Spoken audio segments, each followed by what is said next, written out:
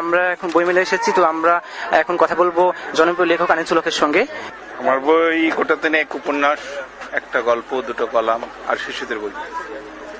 তো এই বইমেলায় তো অনেক পাঠক আসছে দেখতে পাচ্ছি, তো এখন এবারে বইমেলার পরিবেশ কেমন আপনার মনে হচ্ছে? এবারে পরিবেশ ছিমছাম গোছানো, যদিও পরিসর কমেছে কিন্তু এবং লোক সংখ্যা বেড়েছে, তবু স্টল সজ্জা ভালো হয়েছে, ফলে খুব ভিড়টা অসহনীয় পর্যায়ে যায়নি। এবার দেখলাম যে শিশু কর্নার করা হয়েছে এবং স্টল সংখ্যা বেড়েছে এবার, যে মেলার পরিবেশটা আগের থেকে অনেক ভালো হয়েছে। আমি মনে করি যে এখন আগে সবাই আড্ডা দিতে আসতো, কিন্তু এখন সবাই বই দেখতে, বই কিনতে আসে। আমাদের একটা আলোকিত নতুন প্রজন্ম গড়ে উঠছে বলে আমি মনে করি। আপনাকে ধন্যবাদ।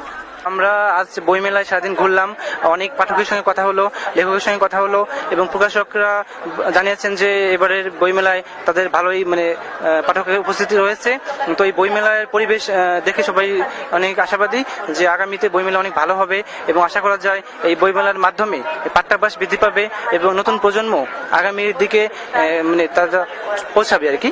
তো এই বইমেলার সার্বিক কল্যাণ কামনা করে আপনাদেরকে বিদায় জানাচ্ছি। তো